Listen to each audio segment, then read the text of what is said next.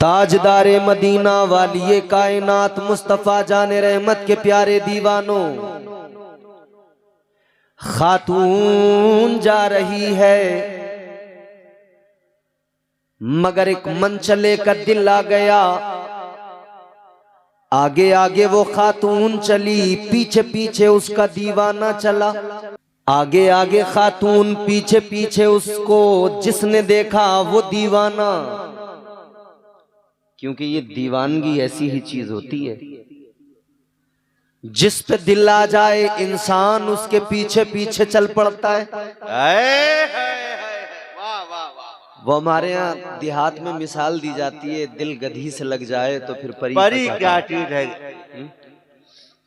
सही है जी। खातून के पीछे पीछे ये दीवाना चलने लगा। आगे आगे वो खातून दोशीजा, पीछे पीछे ये दीवाना। हाय हाय।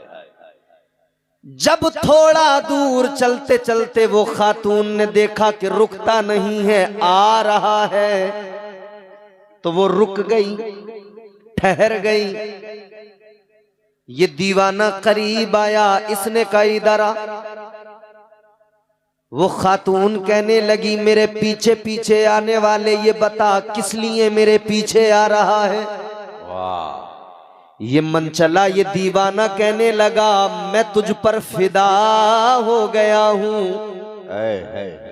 मेरा दिल तुझ पे आ गया है, मैं तुझसे मोहब्बत करने लगा हूं, मैं तुझसे प्यार करने लगा हूं। जुमला बड़े सलीके से सुनना है। इसने कहा मैं तुमसे प्यार करने लगा हूं। खातून कहने लगी मुझसे क्या मोहब्बत कर रहा है, अभी तूने हुस्न देखा ही कहां है। मुझे देखकर मेरे पीछे पीछे चलने वाले, मुझे देखकर मेरे रास्ते को अपनाने वाले सुन ले, अभी तूने हुस्न देखा कहां है, ठहर जा मेरे पीछे न आ। मुझसे ज्यादा हसीन, मुझसे ज्यादा खूबसूरत मेरी बहन है जो पीछे से आ रही है। तुझे अगर मोहब्बत करना है तो मुझसे नहीं, उसका हुस्न देख, उसके पीछे जा। अगर तुझे प्यार करना है तो मेरा हुस्न नहीं, उसका हुस्न देख, उसके पीछे जा। मंचले ने इतना सुना तो इरादा बदल गया, रास्ता बदल गया। कहने लगा अगर वाकई ऐसा है जैसा तू बता रही है कि तेरी बहन तुझसे ज्यादा हसीन है, तो चल मैं उसके पीछे जाता हूँ, तेरा रास्ता छोड़ देता हूँ। अभी ये पलट कर जाने ही वाला था कि उसने इसको पकड़ा, एक तमाचा लगाया और थप्पड़ मार के कहने लगी कैसी तेरी मोहब्बत, कैसा तेरा प्यार।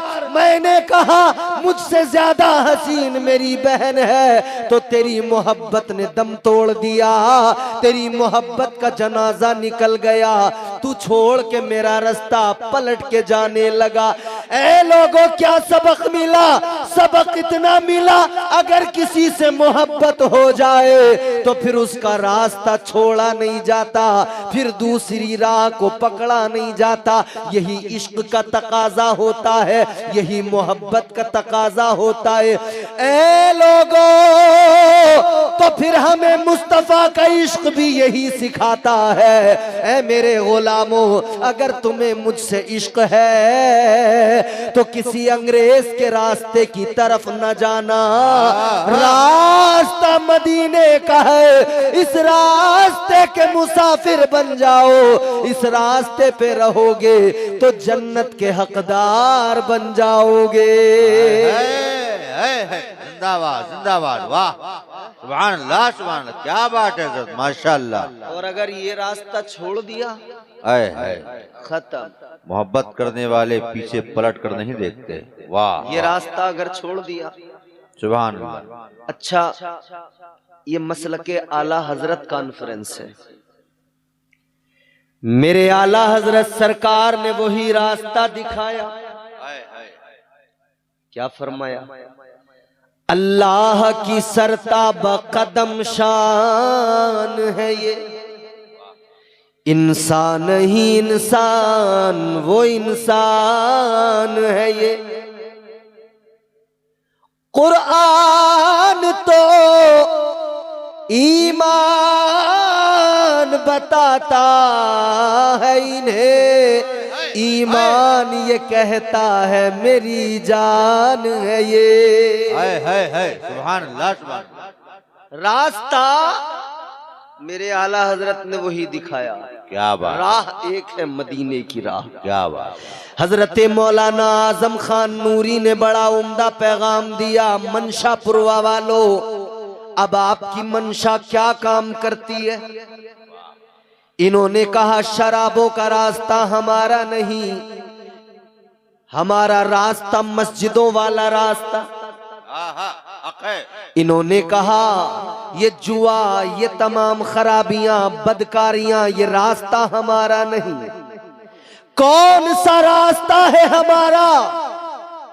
मौलाना आजम रजा खान कहे रास्ता बताए। आप उस रास्ते को पहचाने न पहचाने, माने न माने, ये आपकी मर्जी। इम्तियाज बरकाती कोई रास्ता बताए, आप उस रास्ते पे चले न चले, उस रास्ते के मुसाफिर बने न बने, आपकी मर्जी। नारे तकबीर, नारे रिसालत, हजरत अल्लामा कारी इम्तियाज बरकाती साहब कबिला, नारे तकबीर, जिंदाबाद जिंदाबाद, माशाअल्लाह। गौर करो मेरे अजीजों, मैं कोई रास्ता बताऊं, मानो न मानो तुम्हारी मर्जी। ये उलमा कोई रास्ता बताएं, उस पे चलो न चलो, मानो न मानो तुम्हारी मर्जी। मगर हाँ, रास्ता हमें कुरान ने अता किया है। तो जब कुरान बताए रास्ता, किसने जन्म, कौन ऐसा जन्म लेके आया है अपनी माँ की कोख से कि जो मुसलमान भी कहलाए और उस रास्ते को भी झुटलाए, उस रास्ते का भी इनकार करे। आप कहेंगे इम्तियाज बरकाती कुरान ने कौन सा रास्ता बताया? तो आओ कुरान पढ़ने वालों, कुरान सुनने वालों, कुरान को समझने की कोशिश करने वालों, कुरान सुना रहा हूँ, जरा तड़प के कहो सुभान अल्लाह। परवरदिगारे आलम ने रास्ता दिखाया। अल्लाह ने फरमाया इहदिनस सिरातल मुस्तकीम। क्या बात है, सुभान अल्लाह सुभान अल्लाह, वाह वाह। कौन सा रास्ता है? सिराते मुस्तकीम। अच्छा, मसलके आला हजरत कॉन्फ्रेंस है, तो मैं आला हजरत को तो अपनी गुफ्तगू में बराबर साथ लेकर चलूंगा, और आला हजरत के बगैर तो हम सुन्नियों का गुजारा ही नहीं है। ये सब आला हजरत वाले हैं और सब आप आला हजरत वाले हैं। कई लोग कहते हैं भाई सुन्नी मौलवियों के दिमाग खराब है, आला हजरत करते रहते हैं। हम कहते हैं दिमाग खराब तुम्हारे हैं, काश तुम आला हजरत की अजमत समझ लेते तो तुम्हारी जबान पर भी आला हजरत के तराने हैं। जिंदाबाद जिंदाबाद। वादी रजा की कोहे हिमाला रजा का है, वादी रजा की कोहे हिमाला रजा का है। जिस समत देखिए वो इलाका रजा का है। कौन है आला हजरत? ये हमारे कारी जुल्फकार साहब बड़ी उम्दा निजामत कर रहे हैं, मगर साथ साथ नारे दरमियान में लगा रहे मसलके आला हजरत। क्या जवाब देते हो? मैं लगा रहा हूं नारा मसलके आला हजरत जिंदाबाद। ऐसे नहीं, जोर से मसलके आला हजरत जिंदाबाद। आपने कहा ना, आप मसलके आला हजरत को मानने वाले लोग हैं। कई लोग आप मुंबई जाते हैं, आप सऊदी जाते हैं, आप बाहर जाते हैं, किसी दूसरे शहर में जाते हैं, किसी दूसरे सूबे में जाते हैं, किसी दूसरे इलाके में जाते हैं, लोग आकर कहेंगे अरे भाई तुमको क्या हो गया, ये पांचवें मसलक की बात कर रहे हो? कहेंगे चार मसलक। वाह वाह वाह वाह वाह वाह। इधर क्या बात है, चार मसलक। कहेंगे पांचवा कहां से लाए? मसलके इमाम आजम, मसलके इमाम शाफई, मसलके इमाम अहमद बिन हम्बल। चार मसलक का ये पांचवा कहां से लाए? हजरत इमाम मालिक का मसलक, ये पांचवा का। हम कहते हैं पांचवा हम नहीं लाए, चार ही मसलक है, मसलक पांचवा कोई है ही नहीं। तो फिर मसलक आला हजरत क्या है? मसलक आला हजरत दर हकीकत मसलक इमाम आजम अबू हनीफा है। हक है, जिंदाबाद। तो फिर जब ये मसलक इमाम आजम अबू हनीफा है तो मसलक आला हजरत कहने की जरूरत क्या? है वाह। मसलक इमाम आजम अबू हनीफा ही कहा जाए, क्यों मसलक आला? तो अब हम आपको मिसाल देकर समझा दें। आपने घी खाया है? अरे बोलो मनशापुरवा वालों, घी खाया है? आपसे पहले वाले ये बुजुर्ग जो बैठे ना, ज्यादा उम्र वाले, इन्होंने भी खाया है। और इनसे इनके वालिद और इनके दादा की कहानी पूछोगे तो वो कहेंगे, ये बताएंगे कि उन्होंने और भी ज्यादा स्पेशल वाला खाया है। जी। अच्छा, एक जमाना था, ये बुजुर्ग बताएंगे घी का नाम क्या था? बस घी, इतना ही तो कहते थे, घी। जी। अच्छा, फिर वक्त गुजरा तो घी को तो घी कहा जाता है, मगर वक्त गुजरा तो फिर एक कंपनी आई, उसने लिख कर दिया देसी घी। जी। दूसरी आई, उसने लिख कर दिया खालिस घी। तीसरी आई, उसने लिख कर दिया शुद्ध देसी घी। यार ये घी था, इतने नाम कैसे बने? क्या बात है हजरत, वाह वाह वाह। इतने नामों की जरूरत क्या? वाह भाई घी तो घी है, उसे देसी घी भी कहा जा रहा है, शुद्ध देसी घी भी कहा जा रहा है, खालिस घी भी कहा जा रहा है, असली घी भी कहा जा रहा है। तो फिर जवाब मिलेगा कि भैया जब तक डालडा मार्केट में नहीं आया था, घी घी के नाम से ही पहचाना जाता था। वाह वाह वाह वाह। जवाब नहीं हजरत, जवाब नहीं, जवाब नहीं। वाह, मार्केट में डालडा आ गया तो वो भी घी, ये भी घी। तो कब लोग कंफ्यूज हो रहे हैं, घी कहने में डालडा भी और देसी भी दोनों की मिक्सिंग हो रही है। तो कब पहचान जरा अलग करो, तो कहा शुद्ध देसी घी, असली घी, खालिस घी। मतलब घी तो वही है, पहचान कराई जा रही है, पहचान कि डालडा से बचना है, इस पुराने वाले को पकड़ना है, इस पुराने के साथ असली लिख दिया गया है, अब इसी को पकड़ना, डालडा से बचना। बस मसलक तो चार ही है, लेकिन मसलकों में जब डालडा की मिलावट हुई तो पहचान कराने के लिए बताया गया मसलक तो इमाम आजम का है, मगर पहचान के लिए मसलक आला हजरत कहकर वाज़ेह कर दिया, ये वो मसलक है जो सच्चा मसलक है, जो सीधा रास्ता तुम्हें दिखाता। नारे तकबीर। अपने हाथों को जरा जेब से बाहर निकालो, कंबल से बाहर निकालो, बुलंद करो, झूम कर नारे का जवाब दो। नारे तकबीर, नारे रिसाल, मसलके आला हजरत, उलमाए अहले सुन्नत, हजरत अल्लामा कारी इम्तियाज बरकाती साहब क़िबला। नारे तकबीर, नारे रिसालत, जिंदाबाद जिंदाबाद, सुभान अल्लाह सुभान। अब जरा तवज्जो करें और मुस्कुरा के कहें सुभान अल्लाह। तो अब मैंने आपको आयत सुनाई, रास्ता कुरान ने दिया, इहदिनस सिरातल मुस्तकीम। अब मैं आपको कुरान सुनाऊंगा, इधर उधर की बातें नहीं सुनाऊंगा, कुरान सुनिए और मचलिए। ताजदारे मदीना वालिए कायनात मुस्तफ़ा जाने रहमत के प्यारे दीवानों, कुरान सुनना भी जरूरी मगर समझना उससे ज्यादा जरूरी। समझिएगा नहीं, पता कैसे चलेगा कुरान कहता क्या है? अल्लाह ताला ने फरमाया, इहदिनस सिरातल मुस्तकीम। वाह वाह। अब यहां लोगों ने तर्जुमे किए, तर्जुमा किया लोगों ने, या अल्लाह हमें सीधा रास्ता दिखा। इन्होंने कहा सीधा रास्ता दिखा, मगर मसलके आला हजरत कॉन्फ्रेंस में आने वालों, तर्जुमा बरेली के ताजदार ने बड़ा प्यारा किया, मेरे आला हजरत ने बड़ा प्यारा किया। सरकार आला हजरत ने यह तर्जुमा नहीं किया कि सीधा रास्ता दिखा, क्या तर्जुमा किया? मेरे आला हजरत सरकार ने तर्जुमा किया, या अल्लाह हमें सीधा रास्ता चला। एक तरफ तो कहा जा रहा था कि दिखा, सीधा रास्ता दिखा, मगर आला हजरत सरकार ने फरमाया दिखा नहीं, चला। किस लिए? अगर गुंबदे आला हजरत की तरफ लो लगाकर आलमे रोया में सवाल करोगे, ऐ सरकार आला हजरत आपने जो तर्जुमा किया कि चला हमें सीधा रास्ता, क्या मतलब? तो गुंबदे रजा से जवाब आएगा।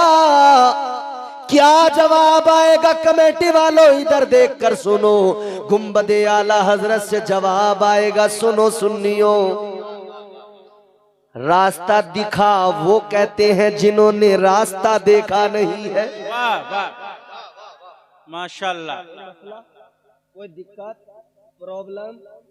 वैसे ही थोड़े से हो, कम से कम आप थोड़ी देर मेरी तरफ तवज्जो कर लो। आप तो मुझे साथ लेके आए थे स्टेज पे, आपसे तो मैं ज्यादा कहूंगा। जोर से बोलो सुभान अल्लाह। सुभान अल्लाह। परवरदिगार आलम का प्यारा कुरान लोगों ने तर्जुमा किया दिखा सीधा रास्ता, तो आला हजरत के गुंबद से जवाब आएगा दिखा सीधा रास्ता वो कहते जिन्होंने रास्ता देखा नहीं।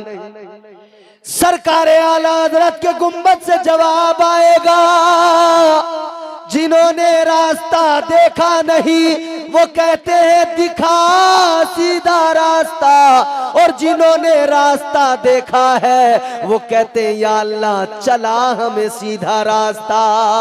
तो जवाब जब मिलेगा तो सरकार आला हजरत की बारगाह में सवाल कीजिए, ऐ सरकार आला हजरत जरा ये तो बता दीजिए, आपने तर्जुमा किया या अल्लाह सीधे रास्ते पर चला, तो क्या मतलब? क्या आपने सीधा रास्ता देखा है? अल्लाहु अकबर कबीरा। जवाब आएगा हाँ हमने सीधा रास्ता देखा है। तो सवाल बनता है ए आला हजरत आपको सीधा रास्ता किसने दिखाया? आपने कैसे देख लिया? तो मेरे आला हजरत का जवाब आएगा 1400 साल पहले फारान की चोटी पे खड़े होकर मुस्तफा जाने रहमत ने रास्ता दिखाया था। वो कौन सा रास्ता था? मेरे आका ने ऐलान किया था इन्नद्दीना इंदल्लाहिल इस्लाम। आका ने इस्लाम का रास्ता दिया, शरीयत का रास्ता दिया। मेरे मुस्तफा ने ताजदारे मदीना ने बड़ा प्यारा रास्ता अता फरमाया, वो शरीयत का रास्ता है। अजीजा ने गिरामीउल कद्र, अब सुन्नियों जरूरी हो गया, रास्ता मुस्तफा ने अता कर दिया, रास्ता मुस्तफा ने दिखा दिया। शरीयत का रास्ता है, इस्लाम का रास्ता है। कुरान मेरे आका ने पढ़कर सुना दिया, यही कुरान है आका ने फरमाया सीधे रास्ते पे चलने की दुआ मांगो, सिराते मुस्तकीम की अल्लाह से दुआ मांगो, क्योंकि अगर तुम इस रास्ते के मुसाफिर बन गए तो यही रास्ता तुम्हें जन्नतुल फिरदौस में पहुंचाएगा। बेशक सुभान अल्लाह सुभान अल्लाह माशाल्लाह। नारे तकबीर, नारे रिसालत, मसलके आला हजरत, नारे तकबीर, नारे रिसालत, माशाल्लाह माशाल्लाह, जिंदाबाद जिंदाबाद। एक बात सुने जरा तवज्जो से, ये रास्ता तो फिर सीधा रास्ता, मजहब का रास्ता, इस्लाम का रास्ता, दीन का रास्ता, कुरान का रास्ता। ताजदारे मदीना वाली कायनात मुस्तफा जाने रहमत के दीवानों, ये रास्ता बड़ा प्यारा रास्ता जो मदीने के ताजदार ने अता फरमाया। बेशक बेशक बेशक। तुम्हारे मेरे आका ने ये रास्ता अता फरमाकर एहसान किया हम पर। अल्लाह ने एहसान किया कि हुजूर के सदके हमें इस रास्ते का मुसाफिर बना दिया। बेशक बेशक हक है। मगर आज हम अपना रास्ता देखें, इस्लाम का रास्ता देखें, हम इस्लाम के रास्ते पे जाते मगर बीच में भटक के इधर उधर हो जाते हैं, क्योंकि शैतान आ जाता है। अब शैतान तो भैया अपने काम में लगा हुआ है, वो हर जगह आता है, अपना काम दिखाता है, बहकाता है। कभी जलसे में आके बहकाएगा कि भाई बहुत टाइम हो गया और कितना सुनोगे, चलो। उसने आकर अपना काम किया, हम उसकी बात मान गए, हम भी चलते बने, हम भी चलते बने। याद रखो मेरे अजीजों, शैतान अपना काम कर रहा है,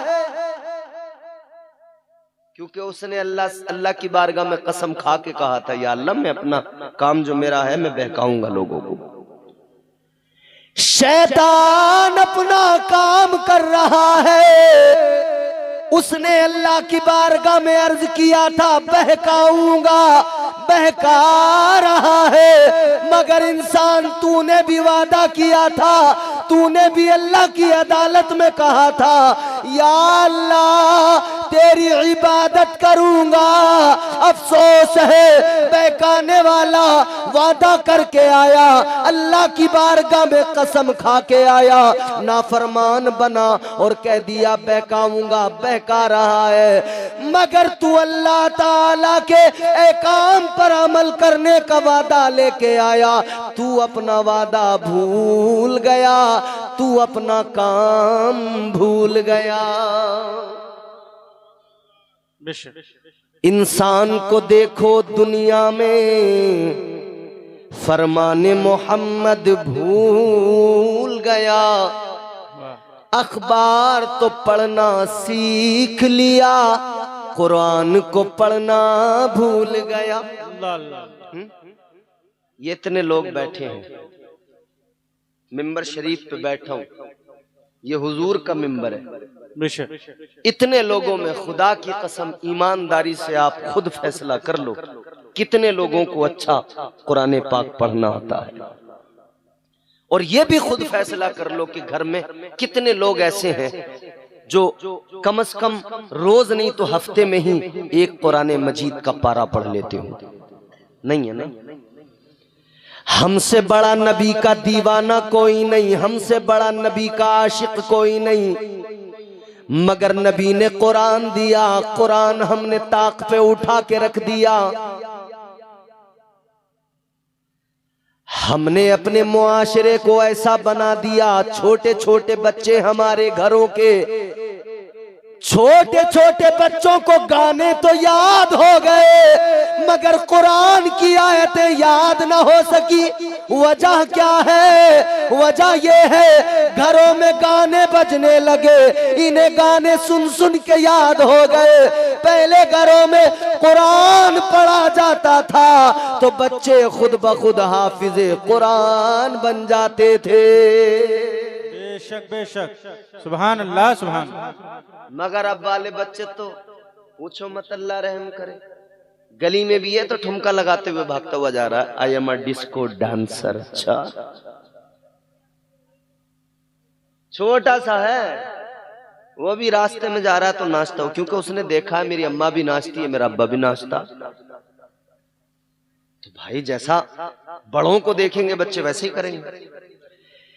जैसे जैसे बड़े हो रहे हैं बच्चे अपने बड़ों से सब कुछ सीख रहे हैं।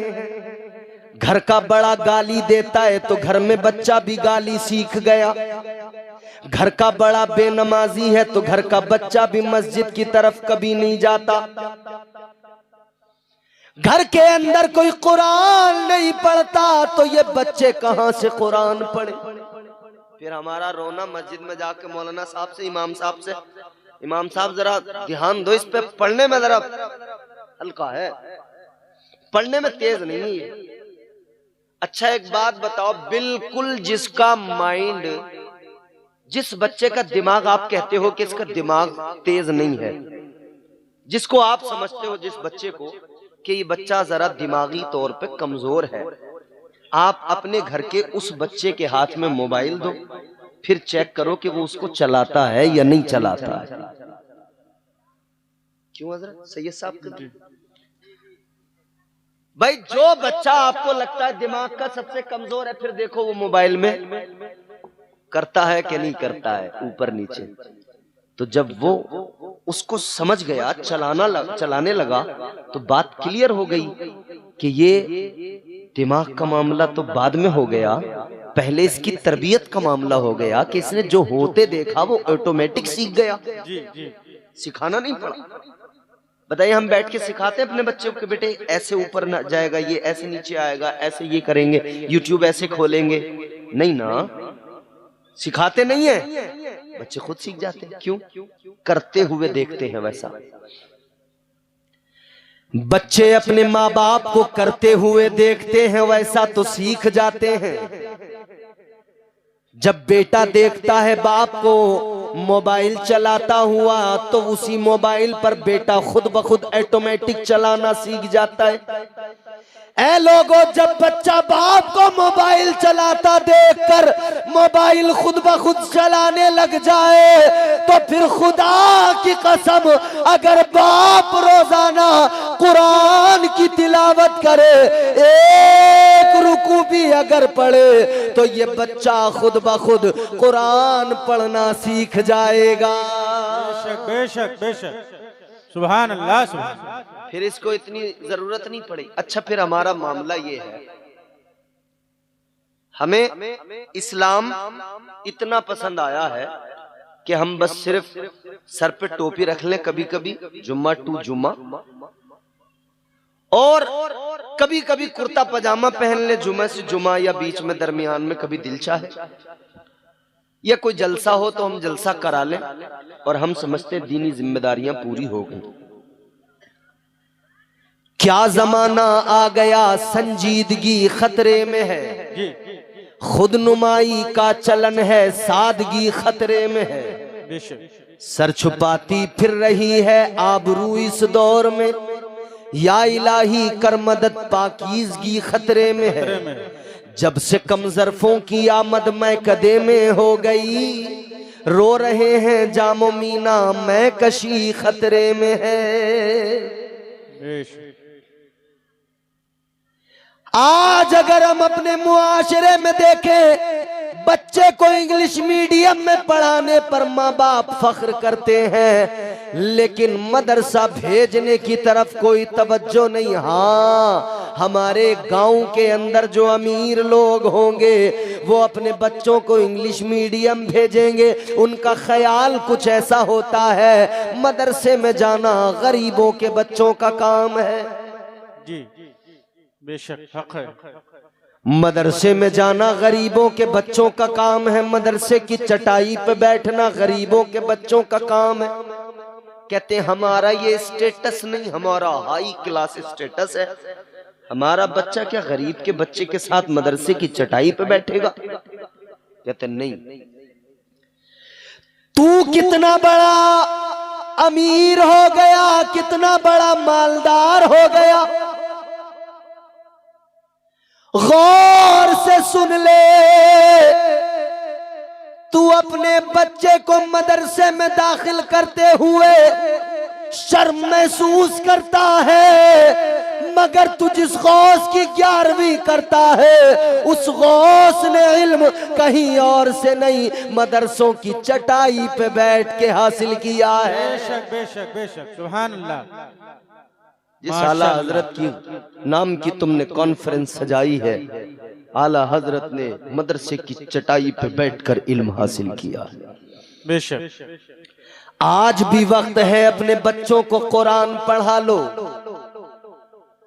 आज भी वक्त है, अपने बच्चों को कुरान की तालीम से आरास्ता कर लो, वरना वो वक्त दूर नहीं है कि आप अपने नुकसान पर खुद आंसू बहाओगे, अपना खसारा देखकर खुद इतना रोओगे कि तस्कीन का कोई सामान मयस्सर न हो सकेगा।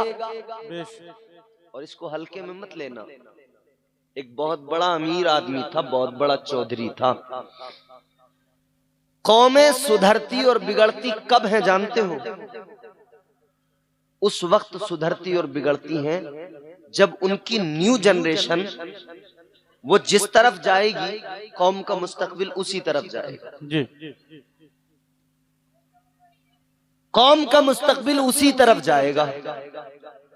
अब अगर न्यू जनरेशन सिर्फ नाचने में लग गई तो कौम में कौन पैदा होंगे? फिर नचकइये ही पैदा होंगे ना।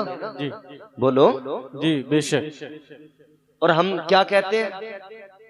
फिर कोई सलाहुद्दीन आए। हाँ हैं? कहां से आए? कहां से आए?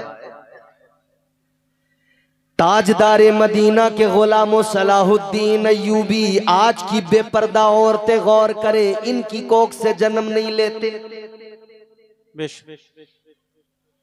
इन बेपर्दा आवारा बिगड़े मिजाज की औरतों की आगोश में सलाहुद्दीन अय्यूबी नहीं आते। सलाहुद्दीन अय्यूबी उस वक्त जन्म लेते हैं, सलाहुद्दीन अय्यूबी जैसे जाबाज सिपाही और बहादुर उस वक्त पैदा होते हैं जब माएं रातों को मुसल्ले बिछा बिछा के अपने रब की बारगाह में सजदे किया करती। बेशक माशाअल्लाह। अच्छा साहब मुसलमान, बड़ा मजेदार बात यह है, हम अपना काम आज भी बस यही सोच रहे हैं कोई चमत्कार हो जाए, सलाहुद्दीन अय्यूबी आ जाए, नूरुद्दीन जंगी जैसा कोई किरदार आ जाए, मोहम्मद बिन कासिम जैसा कोई किरदार आ जाए। बस साफ जुल्म बढ़ रहा है, बस अब तो अल्लाह ही कोई कमाल दिखाएगा, कोई करिश्मा, कोई मौजिजा होगा, कोई करिश्मा होगा, कोई आएगा हमें बचा।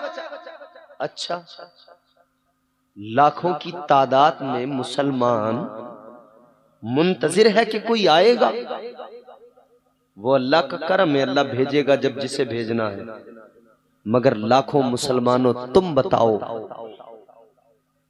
तुम्हारे इन आमाल पर, हमारे इन आमाल पर, हमारी इन खामियों पर क्या हमारा रब हमसे राजी होगा?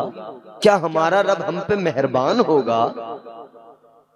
वो तो फिर भी बड़ा मेहरबान है, चलो इज्जत के साथ जिंदगी गुजार रहे हैं। मगर अपनी कौम पर अफसोस तो उस वक्त में होता है कि हालात हाजिरा में हम सब कुछ देख रहे हैं मगर आंखों को हमने मूंद लिया है। हमें बहराइच भी नजर आता है मगर हमारी चाल वही भेड़ बकरियों वाली, जिधर चल रहे थे उधर ही चल रहे हैं। पता है मारे जाएंगे मगर उसी राह पर, उसी डगर पर कोई बदलाव नहीं। हमारा हाल यही हो गया। लोगों याद रखना, अपने आप को पहले बदलना पड़ेगा, वरना याद रखो जो कौमें खुद को नहीं बदलती अल्लाह ताला भी उनके हालात नहीं बदलता। जो कौमें खुद में बदलाव और इनकलाब पैदा नहीं करती अल्लाह ताला उन पर जालिमों को ही मुसल्लत करता है। बेशक बेशक हक है। थोड़ी देर रोते हम, ओ हो बड़ा गजब हो गया, बहराइच में ये हो गया, संभल में ये हो गया। यकीनन जो हो रहा है वो तकलीफ है, हर मुसलमान को तकलीफ होनी भी चाहिए। मगर मुसलमानों, तकलीफ अगर है तो इस दर्द का मदावा ये नहीं था कि फिर अपनी पुरानी चाल पे चल पड़े। इस दर्द का मदावा ये था कि जब संभल की मस्जिद पे बात आई तो मुसलमान अहद कर लेता, या अल्लाह हमारी बदामालियों के सबब मस्जिदों पे बात आई है ना, मौला हमारी बदामालियों के सबब अगर मस्जिदों पे हर्फ आ रहा है तो या अल्लाह आज से हम अपनी पेशानियां झुकाएंगे, हम अपनी मस्जिदों को आबाद करेंगे, हम अपनी मस्जिदों को अपने सजदों से हुस्न अता करेंगे। मजा तो तब था कि मुसलमान इन हालात को देखकर खुद को बदलता। बेशक बेशक। मगर सिस्टम क्या है? सिस्टम वही है कि जैसे एक गाड़ी जाती है ना रोड पर, चार दोस्त बैठे हों, गाड़ी जा रही है, गाने बज रहे हैं, रास्ते में कोई एक्सीडेंट हो गया। अब इन्होंने देखा, गाड़ी रोकी, एक आदमी मरा पड़ा है, बड़ी तकलीफ हुई, बड़ा अफसोस हुआ, दिल भारी हो गया, गाने बंद कर दिए, मोबाइल बंद कर दिया। अब साहब गाड़ी में बैठ गए सहम के। फिर गाड़ी आगे जब चली तो थोड़ी देर उस पर बात हुई, यार बड़ा बुरा हुआ, वो ऐसा जवान पट्टा था, मर गया, यार बड़ा बुरा हुआ। मगर थोड़ी दूर निकलने के बाद में हालत क्या, फिर थोड़ी दूर निकलते ही फिर किसी एक ने मोबाइल खोला, उसने पहले व्हाट्सएप के मैसेज देखे, फिर उसके बाद में फेसबुक चला दिया, फिर दूसरे ने खोल लिया, फिर तीसरे ने। थोड़ी देर में मूड बना तो बोले चलो यार गाड़ी में ही ये बजा लो, इसका डैग बजा लो, इसका जो है गाड़ी में ही गाना प्ले कर दो। फिर वही मस्ती, फिर वही धूमधाम, फिर वही गाना बजने लगा। ऐ मुसलमानों, बिल्कुल यही हालत है हमारी, बिल्कुल यही हाल है हमारा, बिल्कुल यही हाल है। आज अगर मुसलमान कहीं पे मारा जाता है तो तकलीफ होती है कितनी देर के लिए, जितनी देर घरों पे बुलडोजर चलता है उतनी देर, जितनी देर गरीबों को, मुसलमानों को, कमजोरों को जेल में डाला जाता है उतनी देर दर्द होता है बस। फिर उसके बाद में वही अपनी चाल है, वही अपनी रविश है। मुझे बताओ, ये बहराइच का इलाका, हालात क्या बने थे अभी यहां पर, सबने देखा।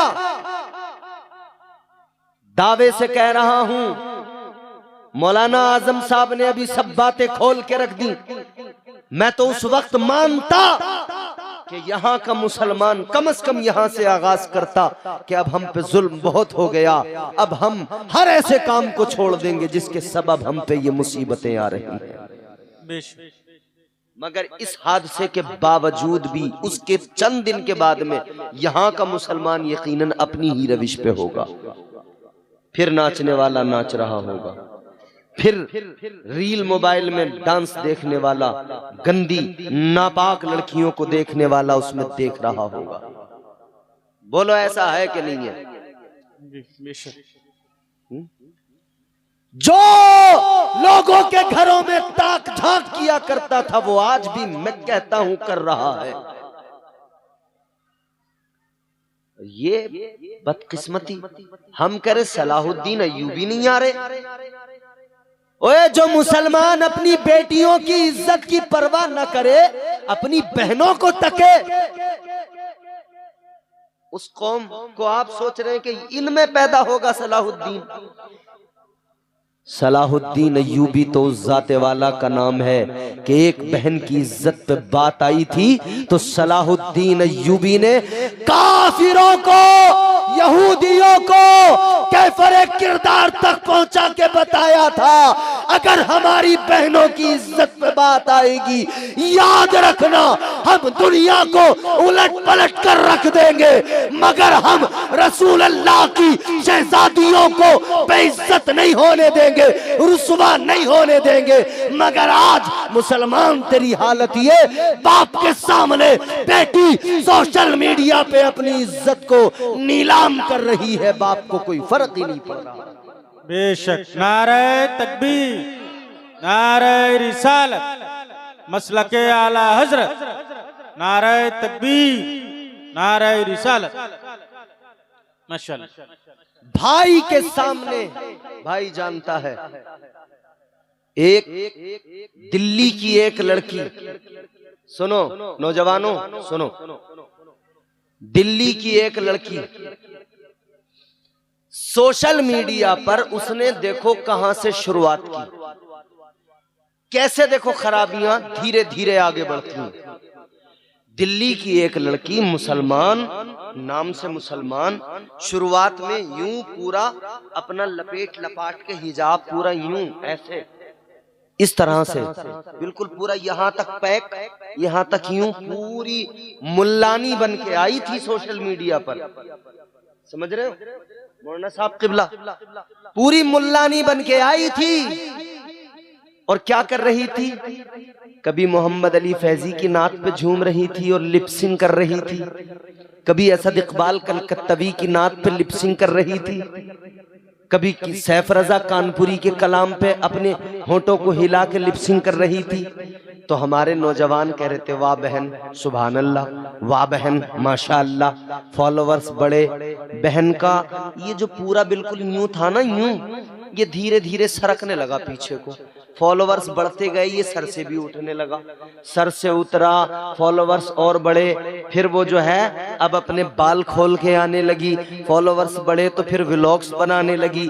आज मैं अजमेर शरीफ आई हूँ, आज मैं यहाँ आई हूँ, आज मुझे बड़ा अच्छा लगा है। धीरे धीरे धीरे धीरे पता है किस नौयत को पहुंची? वही लड़की जो कल नातों पर लिपसिंग करती हुई सोशल मीडिया पर आई थी, वही लड़की अंजाम ये हुआ एक गैर मुस्लिम के साथ में शादी करने लगी। उसके बाप से जब पूछा गया कि तुम मुसलमान हो, अपनी बेटी का ये हाल तुम देखते नहीं कि वो एक गैर मुस्लिम से शादी कर रही है? उन्होंने कहा लोग हमारी शोहरत से, हमारी बेटी की इज्जत से, हमारी बेटी की कामयाबी से जल रहे हैं। तेरी बेटी का ईमान गया, वो जहन्नमी बन गई, दोज़खी। तू कहता है लोग जल रहे हैं कामयाबी से, कामयाबी से जल रहे। ये कामयाबी नहीं है। याद रखना मेरे अजीजों, कामयाबी तो तब होती कि तेरी बेटी खुद भी बाहया पर्देदार होती और उसकी कोख से आगे चलकर जो जन्म लेते वो भी बाहया होते, पाक दामन होते, शरीफ होते। अल्लाह ताला उसे औलादे देता, वो अपनी औलादों को आलिम दीन बनाती, वो दीन की खिदमत करते, तब अल्लाह भी राजी होता और ये असल कामयाबी होती। दुनिया भी संवर जाती और कब्र में भी उजाले हो जाते।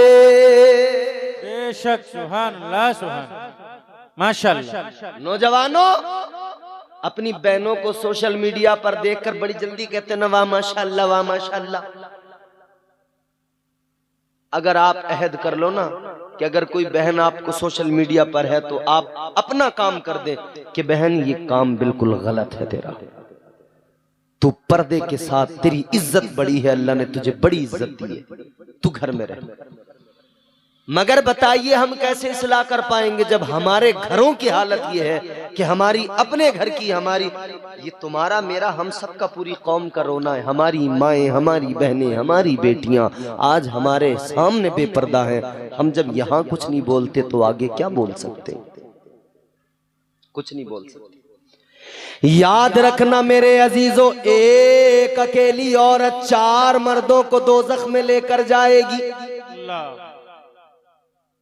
4 मर्दों को, 12 आपने ये हदीस सुनी होगी।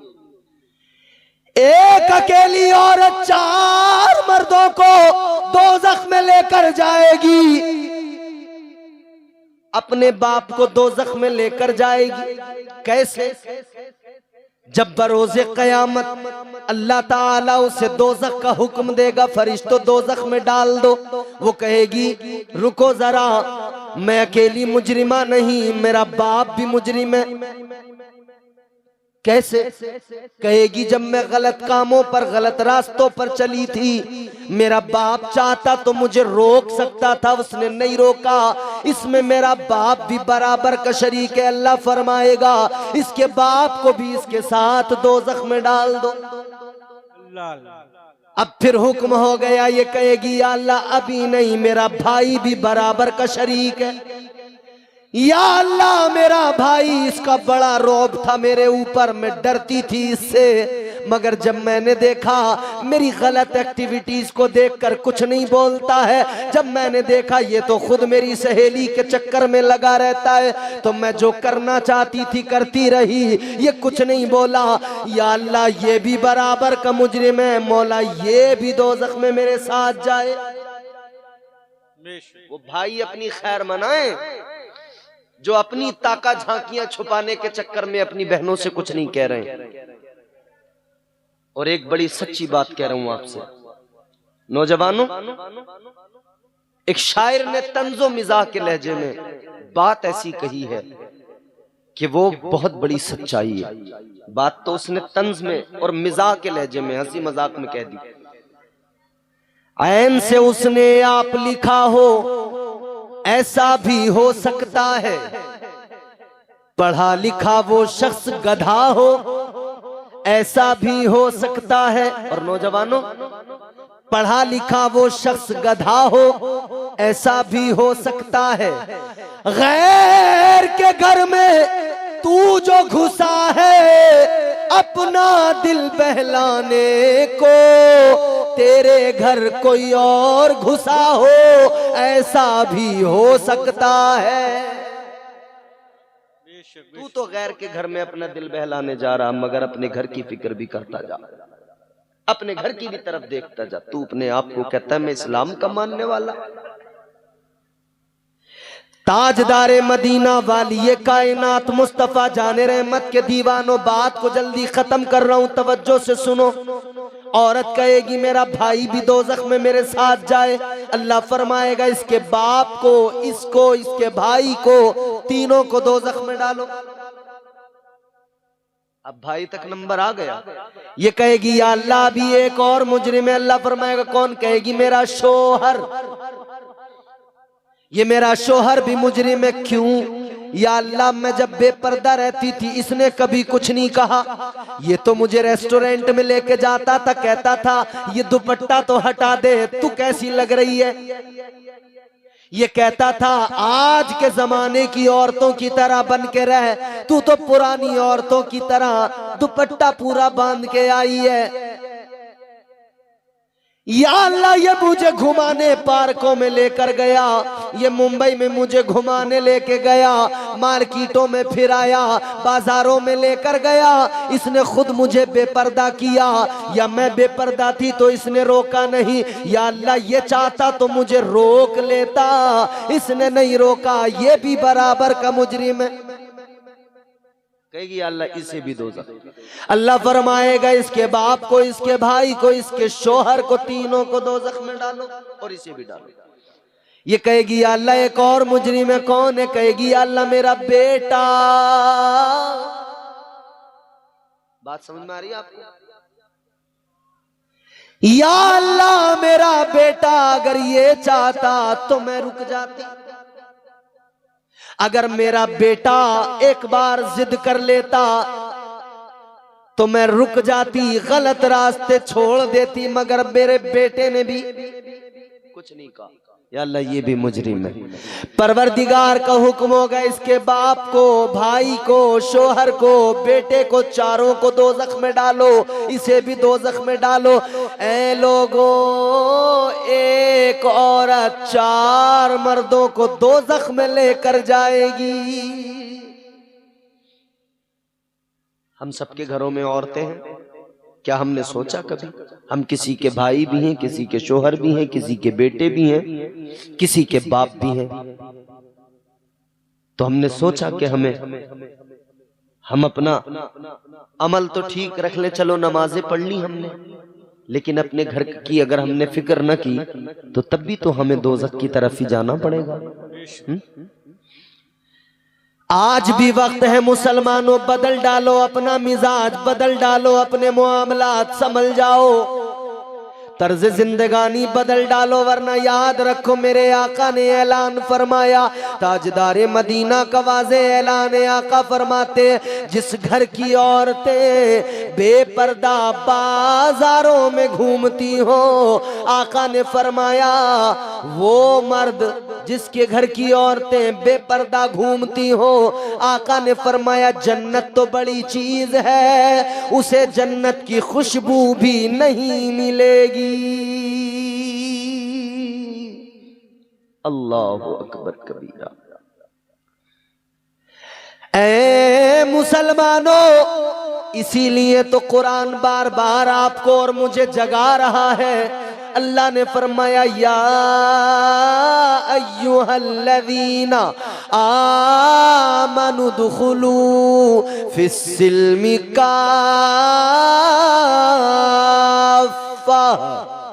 कुरान कहता है सिर्फ नाम मुसलमानों वाले रख लेना काफी नहीं है। कुरान कहता है सिर्फ सरों पे टोपियां रख लेना काफी नहीं है।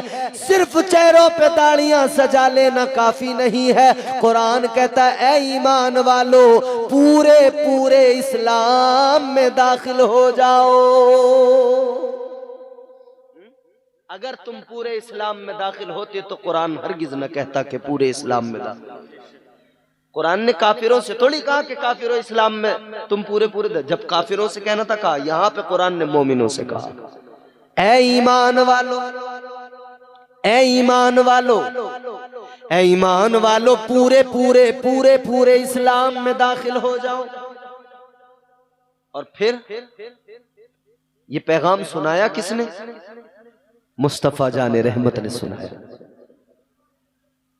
पैगाम सुनाया किसने? कि कुरान में कह दिया गया अल यौमा अकमलतु लकुम दीनकुम व अतममतु अलैकुम निअमती व रदीतु लकुम लिल इस्लाम दीना। मेरे हुजूर पर इस्लाम को मुकम्मल कर दिया गया। तुम्हारे मेरे आका ताजदारे मदीना वालिए कायनात मुस्तफा जाने रहमत, हुजूर मुस्तफा जाने रहमत की जात पर मेरे हुजूर आए। इस्लाम को अल्लाह ने कामिल किया, हुजूर की जबान से कहलवाया इस्लाम में ईमान वालों, इस्लाम में पूरे पूरे दाखिल हो जाओ, इस्लाम में पूरे पूरे दाखिल हो जाओ। जरूरत है कि हम मुसलमान कहलाते हैं, इस्लाम के मानने वाले हैं, तो खुद को पूरे तौर पर इस्लाम में दाखिल करें, क्योंकि अल्लाह का एहसान है कि उसने हमें हुजूर का उम्मती बनाया। समझ रहे हो? अल्लाह ने तो कितना बड़ा करम किया है। अल्लाह ने हमें हुजूर का उम्मती बनाया, सबसे बड़ा फजल ये है उसका। इसीलिए तो हम कहते हैं फज़ले रब्बुल उला, और क्या चाहिए। माशाअल्लाह माशाअल्लाह, बोल दीजिए सुभान अल्लाह, सुभान अल्लाह। तकरीर मुकम्मल हो गई। एक दो शेर आपको सुना रहा हूँ, तकरीर खत्म है। थोड़ी सी को दे दो भाई साहब। अल्लाह आपके काम में बरकतें अता फरमाए। जोर से बोलिए सुभान अल्लाह, सुभान अल्लाह। इतनी आहिस्ता बोलोगे तो हम आपको आधा घंटा नहीं छोड़ेंगे, जोर से बोलोगे जल्दी छोड़ देंगे। जोर से बोलो सुभान अल्लाह, सुभान अल्लाह। फज़ले रब्बुल उला, और क्या चाहिए। फज़ले रब्बुल उला, और क्या चाहिए। फज़ले रब्बुल उला, और क्या चाहिए। मिल गए मुस्तफा, और क्या चाहिए। नारे रिसालत, मसलके आला हजरत, मसलके आला हजरत, मसलके आला हजरत कॉन्फ्रेंस। नारे तकबीर, नारे रिसालत, जिंदाबाद जिंदाबाद। फज़ले रब्बुल उला, और क्या चाहिए। ये बड़ा प्यारा शेर मैं आपको सुना रहा हूं, सुने। दामने मुस्तफा जिनके हाथों में है।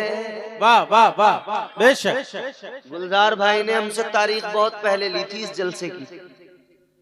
ये तारीख इन्होंने पहले हमें 11 रबीउल अव्वल शरीफ की लिखवाई थी, और लास्ट में फिर इन्होंने हमसे माजरत कर ली बिल्कुल ऐन वक्त पे।